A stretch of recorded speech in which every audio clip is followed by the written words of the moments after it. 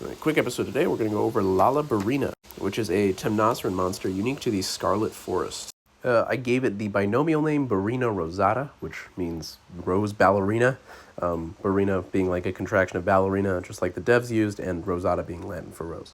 Lala Barina has two pretty distinct forms. It has this display form where the hair on its abdomen is all fluffed out, and it has its normal form where it walks around with its abdomen sort of folded up, with the hair all smoothed down and the white outer layer covering it, and then the stinger sticking out of the back. Now, the hairs on Lala Barina are called urticating hairs. Specifically, they're type 3 and 4 urticating hairs.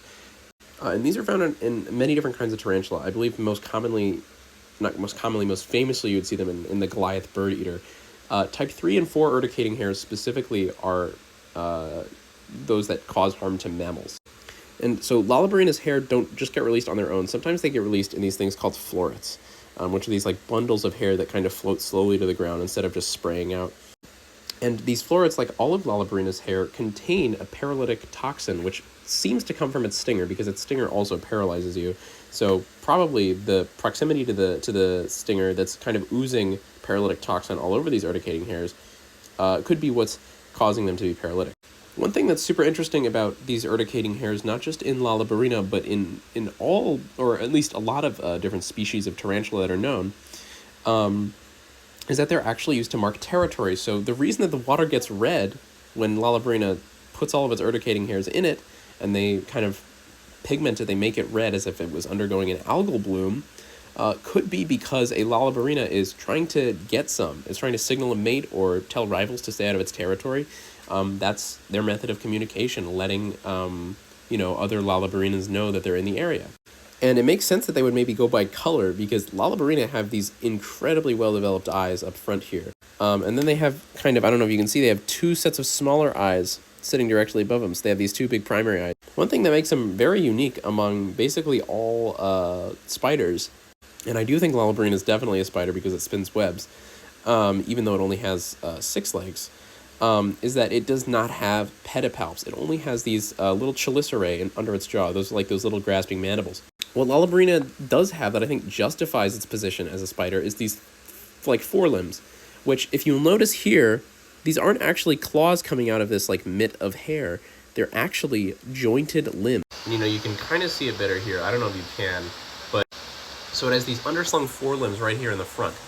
And these limb joints are, in my opinion, probably represent the like metatarsal tarsal joint here, or maybe the tarsal and claw joint. And what that says to me is that each one of these, quote, claws is actually a fully independent limb that's fused into here. And that explains a lot, because Lala Barina is missing pedipalps, and it's missing its first 2 limbs. So if you have a fusion of the pedipalps and the first 2 limbs here, you'll get a robust and very flexible forelimb. In general, the loss of limbs also is not unlikely. So it is entirely possible this is just the fusion of maybe one limb and the pedipalp, and the other limb is lost entirely, or something like that. For some selective pressure reason, Lala Barina probably is just getting by having less legs. Alternatively, maybe it needs to engage in some very precise prey manipulation, and that's why it has such dexterous, closely packed limbs here. Another thing that's really interesting is this sort of like threat display that it does, where it gets on its legs and it just spins its abdomen around. I think that's kind of cool. You see some pretty bizarre threat displays in spiders. They do like little dances with their front limbs, so that's not super out of the ordinary. Lala Barina, like I said, is endemic to the Scarlet Forest. It's not found anywhere else that I know of, although Werner does say, not Werner. Thank you, my roommate just told me his name was Eric and not Werner, which I should know because everybody keeps calling me Eric. Eric does say that he's seen them other places, and he can identify their florets, even though he's probably never been to the Scarlet Forest. So, they're probably native to somewhere else as well.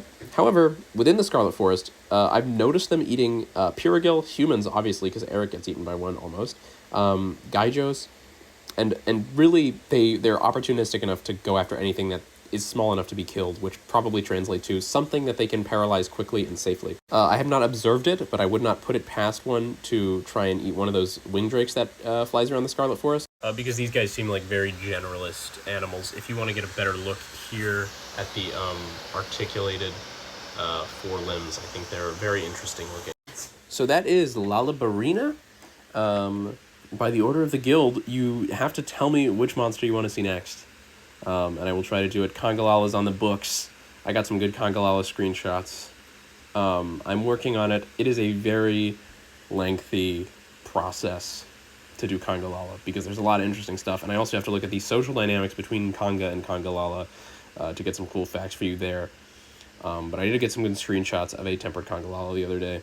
So we're getting there. Congalala in progress, but I want to get a sense for what people want.